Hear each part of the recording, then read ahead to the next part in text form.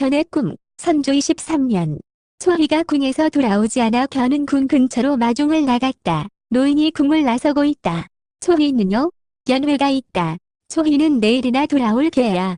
노인은 계속 걸음을 옮기는데 견은 그 자리에 그대로 있다. 뭐하는 게냐? 어서 가지 않고. 견은 주먹을 불끈 쥐었다. 의녀들이 연회에 불려다니며 기생과 같은 역할을 한다고 들었다.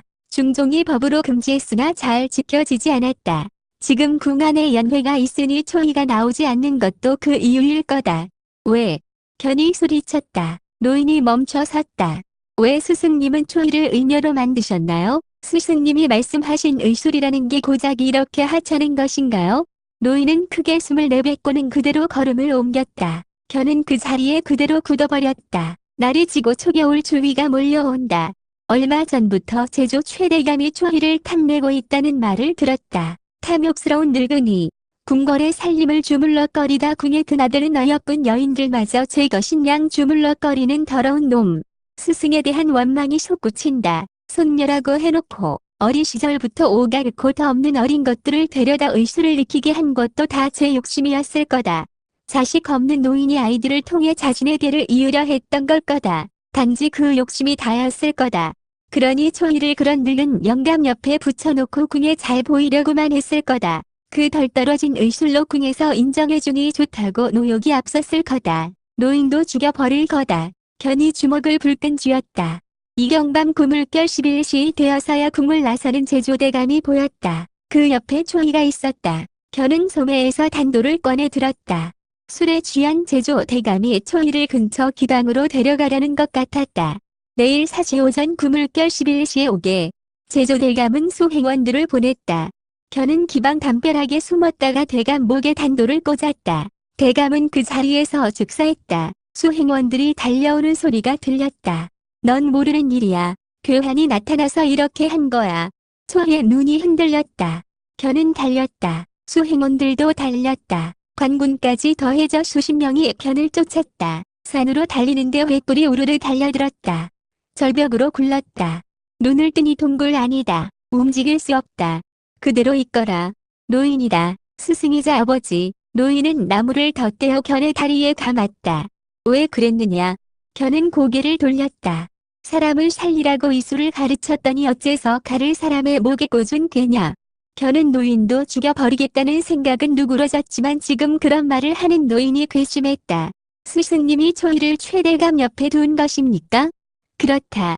스승님은 내 손여인이 빼달라고 했어도 되었을 겁니다. 어찌하여 그렇게 하지 않으신 겁니까?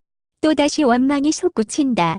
제조대감의 신임만 얻으면 이제 너희가 쓴 책을 궁중의서로 만들 수 있었다. 너희 뜻대로 명나라에도 전해질 수 있었다. 견은 다시 스승을 죽이고 싶어진다. 그것이 다이옵니까? 겨우 그 이유가 다이옵니까? 그것이 초희를 그 늙은이에게 바칠 이유가 된 것입니까? 노인은 조용히 약초를 지었다. 그 방법뿐이었다. 초희와 내가 쓰고 있는 책이 궁의 인정을 받는 방법은 궁이란 곳은 수많은 권력 다툼이 있고 그 안에 원칙이란 오직 힘뿐이다. 사람의 몸을 다루는 의술이라고 다르지 않아. 너희가 쓴 책을 올리면 누가 좋은 책이라고 칭찬하며 궁에서 의서로 쓸 줄 알았느냐? 궁에는 이미 많은 의관들이 있고 그들은 그들 나름의 서열이 있는 게다. 그들이 집필한 책이 있고 그로 만들어낸 규칙이 있어. 어유까지 했다는 사람이 고작 이런 노인이었다. 어유도 지금처럼 간책을 써서 올라간 것일 거다. 견은 스승을 더는 스승이라 생각하지 않을 거라 다짐했다. 동이 트면 관군이 산 곳곳을 뒤질 거다. 내려가야 한다. 하지만 견은 움직일 수 없었다. 업히거라. 견은 움직이지 않았다. 내 놈. 당장 업히거라. 내 놈이 발각되면 초희라고 무사할 것 같으냐? 초희와 내 놈이 함께 자란 걸 모르는 줄 알아. 노인에게 업혀 견은 집으로 돌아왔다. 집 뒷산으로 내려와 마주친 사람은 없었다. 집에는 이미 초희가 와 있었다. 초희는 안도한 얼굴로 달려왔다. 광에 숨기거라. 뒷마당에는 비싼 약초를 보관하는 작은 광이 있었다. 광 주위를 둘러가며 집과 장작, 각종 기구들을 잘독 쌓아 밖에서 보이지 않게 만든 광이었다. 관에서 이놈을 찾거든 한 달 정도 전국을 돌며 약초 수집에 나섰다 말해라. 초희는 광에 있는 견을 위해 정성 들여 상을 차리고 내내 그 옆을 지켰다. 그렇게 한 달이 지났다. 미안해. 초희가 온다. 그런 말 그만해. 수척해진 견이 말한다. 관에서 의심을 하는 것 같지만 아직 아무도 몰라. 스승님은 어쩌고 계셔? 똑같지 뭐. 여전히 환자 보고 그렇게. 견이 무슨 결심을 한 듯 단호하게 말한다. 무슨 일이 있더라도 궁으로 돌아가면 안 돼. 초희가 눈물을 흘리며 고개를 끄덕였다. 마포나루로 가서 정씨 아저씨를 찾아. 처음부터 널 궁에 보내는 게 아니었어. 그냥 민가에서 같이 의술을 펼쳤으면 좋았을걸. 견은 구석 바닥에서 상자를 꺼냈다. 그 안에는 10여 권의 책이 들어있었다. 스승님께는 절대 알리지 말고 그 책을 정씨 아저씨에게 드려. 견은 눈을 감고 옛날을 생각한다. 노인이 묻는다. 오행의 목은 막힌 것을 뚫는 모양을 닮아 간에 배속한 것이고 수는 저장 물질의 총칭이다. 왜 이런 식으로 오장을 연결하는지 아느냐? 견이 고개를 저었다. 모르게 하려는 것이다. 의학을 모르는 사람이 보면 못 알아보게 말이다. 너도 나도 다 알아보고 하는 체하면 환자를 속여 먹을 수도 없고 나도 의원인하고 돌팔이 짓하고 다닐 게 아니냐.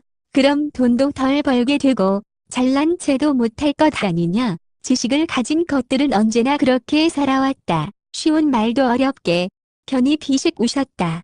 본래 세상을 지배하는 것은 의술이 아니다. 출세를 하려면 과거 급제가 가장 빠르고 유교와 법가가 통치 이념인 이 시대의 사서와 삼경이 중요하다. 의술을 하는 사람들은 과거에 떨어져 호구지책으로 의학을 하거나 정치의 환멸을 느끼고 낙향하는 사람들이 먹고 사는 문제로 했던 것이다. 이들 머릿속에는 유교의 언어와 문자가 가득하고 이것이 사고의 산물이 되어 알아먹지도 못하는 의학의 체계를 만들어가고 있어. 게다가 뜻글자인 한자를 배우지 못한 백성이 어떻게 알겠느냐. 그저 알아보기 힘든 글자, 쓸데없이 복잡한 형식과 절차를 만드는 것이 그들의 일이야. 가장 쓸모없는 사람이 원래 가장 높은 곳에 있는 법이라. 그랬던 스승님이었다. 기존 체계에 반발하고 높은 분들을 멍청이라 여겼다. 배우지 못한 백성을 어여삐 여기고 의학 많은 만인에게 쉽게 접근되길 바랐다. 너도 나도 알게 되더라도 그로 인해 자유롭게 접근되어 발전할 수 있다 믿었다. 비방이라며 숨기고 이 의원 저 의원 말이 다른 의학은 미래가 없다 생각했다. 그래서 쉬운 의서를 쓰려 했다. 지금은 약재가 아주 비싼 품목이라 가난한 백성은 접근도 힘드니 가난한 백성에게 초점을 맞춰 의술을 발전시켜가자 했다. 그것이 버려진 초희와 자신을 데려다 키운 이유라 생각했다. 광의 문이 열렸다. 초희는 마포나루에 가고 없는데 누굴까? 노인이 들어왔다. 이제 잠잠해진 것 같으니 나오너라. 견이 비틀거리며 광을 나왔다. 밤에는 잠깐씩 나와 걸었지만 낮에 나온 것은 한 달 만이다. 마당에 매일 줄을 늘어선 환자들이 보이지 않았다. 오늘은 쉴 것이라 일렀다. 방에는 술상이 차려져 있었다. 외구가 쳐들어오면 관할을 버리고 도망가는 것이 관리요. 그곳을 목숨 걸고 지키는 자는 백성이다. 귀한 약재들은 양반들이 다 가져가 버리고 돈 없는 백성들에게 돌아갈 약은 없다. 백성은 언제나 힘이 없지만 강하다. 우리가 구해야 할 것은 그런 백성이다. 의술로 세상을 바꿀 수는 없으나 나에게 온 아픈 백성은 구할 수 있다. 그것으로 세상을 구할 수 있는 게다. 이제 이곳에서 너희들이 만들어온 의술을 펼치면 되는 것이야. 견이 술을 한 잔 들이켰다. 스승님은 한평생을 내 의원에서 높으신 분들을 치료하여 온 분이십니다. 이제야 사샤로의 민간의 사람들을 보는 것이고요. 초 역시 스승님처럼 만들기 위해 궁으로 데려간 것이고 높은 분에게 잘 보이려 초이를 보낸 것입니다. 그런 스승님께서 백성을 위한다는 말씀을 왜 그리 많이 하신 겁니까? 견은 스승님이 용서가 되지 않았다. 스승님이 술을 2잔 연거푸 마셨다. 제조대감은 궁의 살림을 총괄하는 만큼 손을 뻗지 않은 곳이 없다. 너희들이 쓴 책을 의학 교육서로 올려주겠다 했다. 환산제 위주의 처방에 힘을 실어주기로 했어. 약을 환산제로 바꾸어 대량으로 만들어 처방하면 가격도 싸져 백성들 접근도 쉬워질 것이고 약효도 내가 오랜 시간 써봐야 좋다는 것도 말하였다. 제조대감은 그 약의 제조와 유통 수익의 많은 부분을 가져가기로 하고 승낙을 했었다. 나는 그렇게라도 이것이 널리 퍼지길 원했다. 그게 무슨 상관입니까? 그게 초희를 제조대감 품으로 보낸 것과 무슨 상관입니까? 견의 분노는 가시지 않았다. 그래, 내 생각이 틀렸다. 하지만 제조대감은 그날 초희를 품으려 했던 게 아니야. 초희가 제조대감의 의중을 살피고 대감의 결심을 굳건하게 만들기 바라는 마음으로 간 것이다. 견은 다시 술을 마셨다. 저는 사람을 살릴 손으로 사람을 죽였습니다. 자복하러 관청으로 갈 것입니다. 노인은 잔을 콱 내려놓았다. 시끄럽다. 내일부터 환자를 보거라. 아닙니다. 저는 더 이상 환자를 볼 수 없습니다. 이것이 다 무슨 소용인지도 모르겠습니다. 노인은 서찰을 꺼냈다. 읽어보거라. 견의 눈이 커졌다. 내가 아니었다면 내가 했을 것이다. 그 서찰에는 이런 글이 적혀 있었다. 기방문을 열면 그 계집을 죽일 자객이 나타날 것입니다. 대감님은 기방에 들어서자마자 피하십시오. 그날 늦게 내가 그곳으로 간 것은 이것 때문이다. 우리가 의사의 체계를 바꾸려 하는 것을 알고 의원들이 음모를 꾸민 것이야. 민가에서 우리가 약을 쓰는 것이 잘 낫자 소문이 돌아 의관들이 언짢아 하던 참이었어. 소문이 우리에게 힘을 실어주고 있던 것도 부담이 됐을 게야. 내의원 사람들도 궁으로 들어오는 약재들을 독점하면서 많은 돈을 챙기고 있는 판에 우리가 거슬렸겠지. 제조대감의 비리를 들고 협박을 했던 모양이다. 대감은 나와 한약조를 어길 작정이었어. 노인은 크게 한숨을 내쉬었다. 초희를 궁으로 데려간 것도 나고 책을 쓰게 한 것도 나고 의학으로 세상을 바꾸겠다는 노욕을 앞세운 것도 나다. 제조대감은 내가 아니었으면 분명 내가 죽였어. 그러니 제조대감은 내가 죽인 것이다. 견은 한참을 말없이 술만 마셨다. 그러다 무슨 결심을 한 듯 말했다. 그러겠습니다. 내일부터 다시 환자를 보겠습니다. 노인이 고개를 끄덕였다. 허나 원래대로 환산제 처방을 계속할 것입니다. 노인이 잠시 눈을 감고 생각을 하더니 고개를 끄덕였다.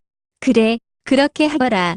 환산제, 가루 형태의 약, 탕제, 약재를 끓여 물로 만든 약 많이 보는 한약 형태.